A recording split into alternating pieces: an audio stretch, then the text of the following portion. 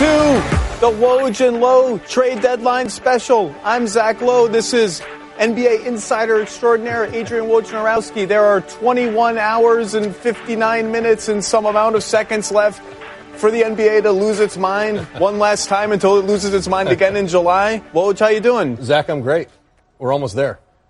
We really are almost there. We're almost there. So we have to start with the biggest story in the entire league, which is Anthony Davis and what is going to happen with Anthony Davis. The Lakers have an offer on the table. The Pelicans don't like that offer enough. There are 21 hours left to go. Do you expect one last? Are the Lakers really out, or can they go back in? The Lakers are losing some hope here that New Orleans is ever going to really engage them. I mean, it's really been twice that the Lakers have kind of bid against themselves. The one thing you don't want to do in negotiations, you want to make an offer, you want to get an offer back. And New Orleans has really given the Lakers no guidance as to what it would take, if anything. And I think the message that the Lakers have started to get really since early this week is that this team doesn't want to do a deal with us. And they kind of know that feeling. They went through this with the Spurs and even the Pacers 2 years ago with Kawhi Leonard, Paul George. It does. Now, everything changes minute by minute at this time of year. But right now, the momentum seems to be going against the trade. These reports keep coming out about Boston has made it clear, without mentioning any specific names, because it's a very delicate situation for them, that they will have a monster offer on the table. And you do hear this buzz from other teams who have talked to the Pelicans that there are people in that organization, whoever they are, maybe the NFL guys who come from kind of a different culture, that are just like, no, we're not caving, and we're not caving to that team, and that's an element that the Lakers are going to have to overcome here, right? Yeah, there's no question. There's a feeling in ownership, upper management, basketball ops, in New Orleans that they just don't want to give in to a trade demand to a team in L.A. That he can't get to until the summer of 2020. And listen, there are a lot of front offices around the league, owners around the league, rooting for New Orleans to hold pat. Now, some of them want to get it. Anthony Davis. Someone want to get in on there's this. Some, yeah, there's some selfish agendas there in that way. But Dell Demps, their GM, he's not even really.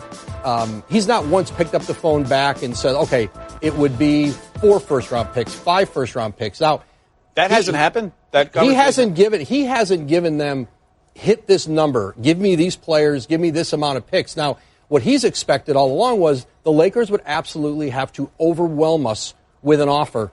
But he hasn't defined to them what that would be. I think there was a sense in there that I was told it needed to start at 4 first-round picks. Right now, the Lakers are at 2, and I don't think they're going to 3 unless there's a negotiation here. You know what players they can give. They can get any combination of players they want in New Orleans.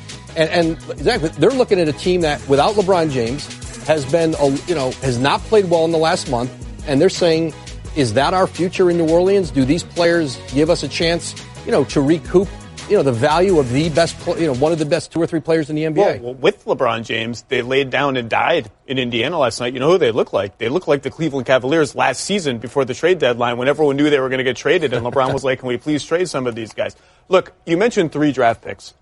You know how this works. New Orleans will seize on the Tobias Harris trade, which we'll talk about later, and say, hey, look, they got 2 first-round picks for Tobias Harris. Tobias Harris is a good player. This is Anthony Davis. Now, they would also be getting a lot of good young players for Anthony Davis that weren't necessarily in the Harris deal. Right. But you know how that'll work. And you said 3 picks. That seems like the landing spot where you have said this before. The Pelicans will have a moment of truth before 3 p.m. Eastern tomorrow. 3 picks feels like the landing spot where they have to have the moment of truth. That feels fair to me. Yeah, and the thing is, though, what awaits them in the offseason is the possibility of perhaps 3 picks from Boston that are better picks, that potentially are picks that could be higher in the draft. Where these Laker picks land, they don't know. And here's another thing.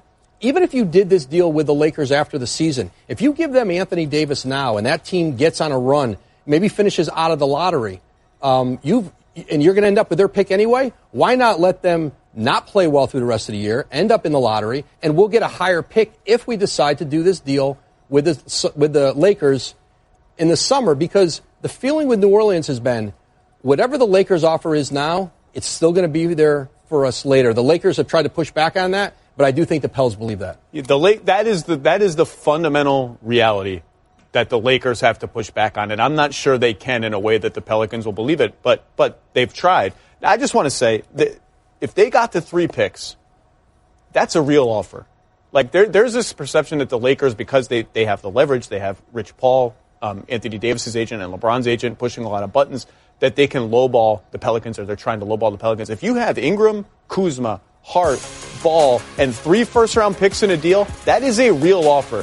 3 future first-round picks from any team. I don't care who's on that team. You cannot predict what kind of calamity might befall a team in 6 years when that last pick conveys. That's a real offer. And I think they would have to at least have a serious conversation about it, even if they are adamant that they don't want to do it. Right. And what they're balancing is the practical, the practical nature of thinking that way. This is maybe as good as we're going to get, or we don't want to put our organization through the next 3 or 4 months. It puts a lot of stress on an organization to go through this. And the rest of the season with Anthony Davis, where they won't decide they won't know whether they want him to play or not play. But there's also, too, the pride. And this is a proud community. And again, you said it, this is a team, they're run, Mickey Loomis at the very top is a football general manager. There's a different culture in football. Football has a much more power over players. It is an owner, general manager, coach-dominated league. The NBA is a players' league. And I do think that factors into some of this of simply, we're not going to just give in now. We're going to play this out. We're not going to give you what you want right now. And I think that's part of this, too. Now, the thing that has opened the door for the Lakers to at least play the card of, hey, maybe this offer isn't there in July, is what Kyrie Irving has said in the last week in Boston, indicating that he's not certain anymore, that there's now questions about whether he's going to re-sign. Because the Lakers then can say, hey, look, if Boston thinks Kyrie is out, are they really going to offer Jason Tatum? Are they really going to offer the mother load, knowing that maybe Kyrie isn't going to be there? Because Kyrie is the carrot. Kyrie is the guy guys want to play with. Kyrie is the thing that makes Anthony Davis a cinch to stay instead of going elsewhere. That has thrown the tentacles of this are everywhere, but that's the Boston. Now, Boston seems confident. They always seem confident, but that's cracked open the door a little bit for the Lakers to at least make a little bit of a desperate play. Right. And Boston can't do the trade now because, under the collective bargaining agreement, they can't have Kyrie Irving and Anthony Davis on the roster at the same time until after July 1. And you're right. When Kyrie seemed like he might be unfastened from that commitment he made earlier in the year to Boston, I think with the sense in Boston that getting Anthony Davis in a trade may be what is necessary to keep Kyrie Irving, that Boston has to start looking at this trade this way. We aren't just trading for Anthony Davis. We aren't just putting a package of players and assets together to get AD. We're doing it to get AD and Kyrie Irving. And that's how they have to look at it. And I think you look then at Jason Tatum. Listen, nobody in Boston wants to imagine having Jason Tatum but no AD and no Kyrie Irving. You would take the two, obviously, and the fact that they gave up so little, really, for Kyrie Irving, I think they have to look at this as one big trade. Well, and fans in Boston don't want to imagine that they will have to include Jason Tatum in a deal for Anthony Davis, but that may be the reality. That is the trump card. That is the trade piece that no other team that's in the bidding now. Right. There may be other teams that get in the bidding later. That's the piece that he's a better prospect right now than anyone on the Lakers. That's what the Pelicans would wait for. The Celtics can't explicitly promise it now. Right. They can certainly imply it. But that's the offer that they would wait for if they do. But, the bird in the hand is powerful in a league that changes every 5 seconds. That's powerful. And there's a lot of elements that Dell Demps wants in a deal in New Orleans, their general manager. One of them is one player in all of this that has a chance to be an all-NBA player. And as you know, there's a difference between an all-NBA player and an all-star player. And maybe Lonzo Ball could be an all-star. Maybe Brandon Ingram. Maybe someday they could make an all-star team or two. But Jason Tatum has all-NBA potential. And he is, I think, in this whole process, if New Orleans thinks they can get at Tatum, it's more of a reason for them to wait and not do this deal by tomorrow. Well, and the kind of player you just described that's a tier below was the centerpiece of a monster trade last night, Tobias Harris being traded from the Clippers to the Sixers in a deal that really kind of stunned the league, I thought. And That's what we'll talk about when we come back. You know, that's an interesting one, and we'll dig into that and all the other Anthony Davis tentacles. 21 hours, 48 minutes, and some amount of seconds. But there's always one big one that comes before the deadline day. There's always one night before trade or 2 nights before trade. And by the way, Tobias Harris has been the centerpiece of 2 of them. The one that brought him to Detroit a few years ago, which was inexplicable at the time, came, I think, 3 days before. So here we are. Yeah, and of all the trades that I've ever reported on, I don't ever remember a night where they were calling players to tell them they had been traded at 2 in the morning, 2:15 a.m. That was a unique one. Can they at least be courteous to the people on the East Coast who are maybe trying to get a little sleep? Can they just wait a few more hours? I don't need to wake up at 4 in the morning for this. There's the trade. You see it on the screen. There's like 9,000 names up there and a lot of draft picks. It is a bold play, I think, for both teams. Mm-hmm. It could be a win-win in the end. I think it's clearly a win for the Clippers to get this much value. 2 first-round picks, including the Heat's unprotected 2021 pick for a guy who was on an expiring deal and very clearly not in their long-term plans. Let's talk about the other side of it. Right. Philly now has 4 guys who could reasonably say we are max players or deserve max contracts. 3 of them will be up in free agency pretty soon. What's the play here? Are they really keeping all 4 of these guys? Is this just all in to make the finals right now?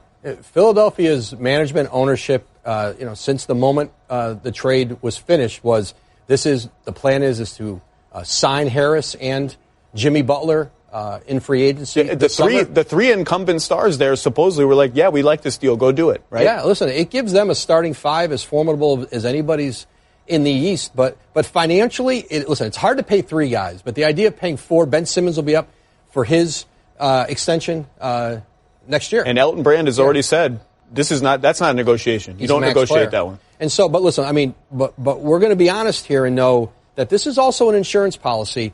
If Jimmy Butler decides to leave in free agency, or if Jimmy Butler and the Sixers can't come to terms on years, on money, and the same with Tobias Harris. Absolutely. If they potentially were to lose him, they gave up.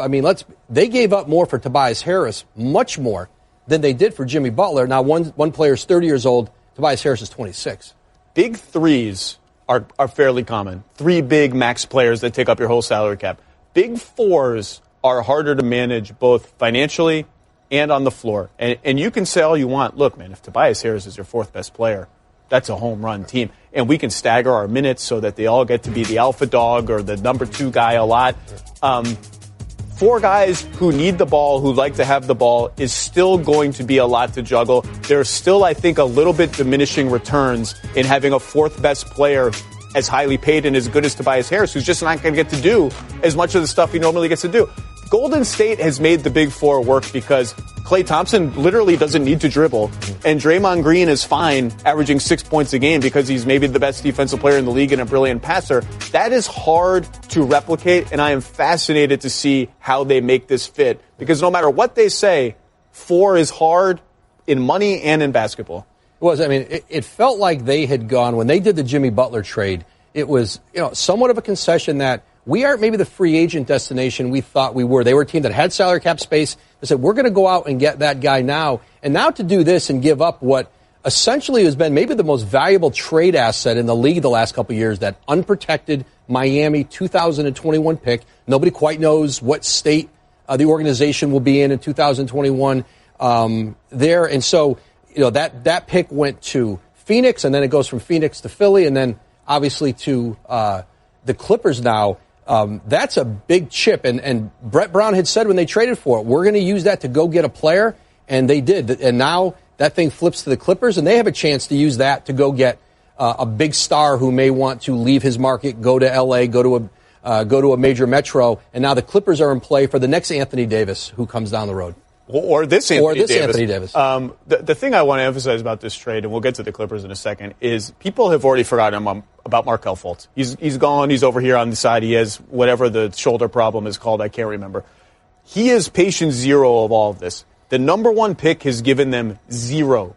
If he's good, they build around those 3 guys. They have cap space. They have all these draft assets that they've thrown away. Not thrown away because they've gotten good players, but Jimmy Butler, Tobias Harris, those guys aren't on the team if Markelle Fultz is a normal number 1 pick. Right. People have already forgotten that. That single failure has explained all of the sort of wild deal making that has happened since. And by the way, he might get traded again tomorrow. He might get traded tomorrow. There's a chance. I mean, teams like Atlanta, Orlando, they've talked with Philadelphia on Markelle Fultz. I think there's a real possibility he's played his last game with the Sixers, but they've got until 3 p.m. on Thursday to figure that out. But it's been an experiment, and you say, like, not only did they miss on the number one pick, they traded a future first round pick to move up 2 spots, which you almost never do in a draft. They did. There will be a book written about Markelle Fultz one way or another. Let's talk about the Clippers really quickly. They have now effectively turned Blake Griffin into 5 picks and other stuff. Landry Shamet, by the way, don't overlook Landry Shamet. He's like a little baby J.J. Redick running around. They've done great work. It seems like trying to get into the Anthony Davis sweepstakes now, it's too soon. These players have to get traded and do their physicals. But is it something they could revisit as soon as this summer? Yeah, they certainly they have the picks now that would certainly intrigue the Pelicans. Do they have a player or two that could be part of a core going forward there? They didn't rule out Anthony Davis when they did this trade, but they were thinking a little further down the road. They want to get into free agency this summer. We know who their number one target is. It's Kawhi Leonard. They want to bring him home to Southern California. They've got a great opportunity to do that. And then and part of it with the Clippers has been they've been so good for so long. They haven't drafted high. And be honest, they haven't drafted well with the other picks, so they haven't built up young players that they could use in deals like this. And now they've replenished it with this Philadelphia trade. And the Clippers are set going forward to really compete with the Lakers, especially as LeBron James ages in L.A., to become a team, not just good in the short term, but sustainable over a long period. Lawrence Frank, Mike Winger, their front office have really revitalized that organization. Yeah, they've done a great job, and I'm fascinated to see where they go from here. Coming up, though, and I don't think they're done dealing, by the way. They could still sell. They could still buy. Hot take, I think they can actually still make the playoffs if Gallinari comes back and they don't sell off more guys. We will bounce around the league to all the other teams that are active coming up after this next break. Memphis, pour one out for grit and grind. It's over. Mike Conley and Marc Gasol, one of my favorite duos to watch, a team near and dear to my heart. One or both seems likely to move. Any latest chatter on that? Yeah, I think right now Gasol's more likely to move. And they've been talking with Charlotte. They talked through last night into today, trying to find a combination of players among the Hornets to move in a deal. I think there'll be a protected first-round pick in any deal there. Yeah, or why are you doing it? And then Gasol's going to have to decide, does he opt out of his $25 million a year deal next year, or can he get anything close to that on the market and do another 2 or 3 year deal? Or does he opt in and stay with if it's the Hornets or anybody else for another year? And Mike Conley, Utah has been lurking out there. They haven't engaged a great deal with Memphis on Conley, but I think they're going to talk more between now and tomorrow's deadline. Let's rescue Mike Conley. He's too good to wither on a dying team.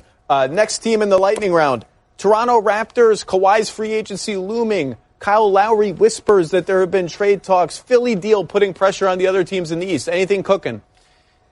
I think Masai Ujiri has looked to see where he could upgrade. I think the hard part for him on upgrading with that team is OG Anunoby, Siakam. He's not parting with those players to bring in, win now guys who might line up age-wise with Kawhi. But I think it's going to be harder for them to make an impact move because he can't go all in with this group and have Kawhi Leonard walk out the door and have traded one of his really good young assets. He gave, the Spurs have their pick this year from the Kawhi trade. I think they may make a move around the edge here, but I don't think right now they have anything big. They did talk with Memphis a little bit, but it never got serious and nothing really made sense there. If they're not willing to put Siakam or Anunoby in, they're not going to get a big upgrade. Right. Let's go to the only team in the league with meaningful cap space, the Sacramento Kings, the fighting over 500 Sacramento Kings. They have $11 million in space. They are hot after a bigger wing, a big small forward at Otto Porter. I think Harrison Barnes is in their crosshairs a little bit. Can they actually pull this off without sort of compromising future picks and cap space and all that? I think Otto Porter's a tough one. Washington still wants a lot back. I mean, listen, nobody knows what John Wall's future is going to be. He's not going to be traded. He may never be traded. And Bradley Beal, they still want to keep him and try to build around him. And so I think they've been open on Otto Porter, but they've asked for a lot, and we'll see here down the stretch in the last 24 hours is when, especially for a player like Porter, those kind of conversations may get more serious. Yeah, that feels like down to the wire. They've gotten more open to at least talking about Porter than they were 3-4 days ago. They'll listen now. Right. Last one. Everyone forgets they took Golden State to 7 games last year. The Houston Rockets, they have all their picks. They offered 4 of them for Jimmy Butler, what feels like 9 years ago. They're going to do something, right? I mean, it's like a lock that they're going to get somebody. Yeah, they've been shopping around, Brandon Knight, and essentially it's a contract they're moving, not so much a player anymore. Although I think he can still play a role on a team somewhere, not as impactful in Houston where they've got all-world guards and a draft pick. And can that get them some depth? They had talked with Memphis about JaMychal Green and Garrett Temple. Alec Burks is a player who's out there, possibly for them. And, some other wings and role players to start to give them a little more depth on their bench. Those are the kind of deals the Rockets are looking at. They've also got, I think, $3.9 million of their taxpayer mid-level to spend on the buyout market, and they'll be active if like a Wes Matthews or name a guy. They'll be active for all those guys. That's it for the lightning round. Coming up, we're going to talk about a team we haven't mentioned much, the Golden State Warriors, the future of Kevin Durant, and the big market New York Knicks, always dreaming of something. So, the biggest unanswered question to me of this whole trade deadline so far is, if the Lakers don't get Anthony Davis now, and they don't get him in the summer because someone else jumps in, what is the plan B? Who is the star player who's coming to play with LeBron in L.A.? Because if you go through the list of guys who are free agents, I don't think the Lakers are a front runner right now for any of them. Now, some of them are going to have to settle for their second or third choice. But do we have any idea what Plan B is? One scenario that the Lakers are rooting for, is for Golden State to not offer Klay Thompson a max contract, try to get him to take a little less, and that might turn Klay's attention to L.A. But the Warriors know that they've got a lot of money, and they know that's a guy who doesn't want to leave them. Well, and by the way, Klay should absolutely look at what they did for Steph Curry and say, hey, I'm a splash brother too. I'm like a founding father of this team. You took care of him. I played hurt in the finals. I'm an Iron Man. Take care of me too. I'm maybe not as good as him, but I deserve it. I deserve the same treatment. And then looming over all of this is the biggest free agent on the board. Kevin Durant hasn't spoken to the media now for eight and a half days. And counting. The Knicks noise is really, really loud. What do we make of this? I mean, if he's in play for the Knicks, that changes the entire landscape of the league. Yeah, and listen, the Warriors are preparing for the possibility that he's going to leave, and they're going to have to reconfigure this dynasty without him. They hope he stays, but you said it, Zach. New York is a real possibility, and I think the Clippers, too, if he wants to stay on the West Coast, I don't think he'll go to L.A. He'll go to the Lakers with LeBron. Two teams that, Clippers and Knicks with the Porzingis trade obviously opened up a lot of flexibility. Durant can pick his running mate, and that looms over everything, and the playoffs loom over everything. 21 and a half hours, we'll get some answers.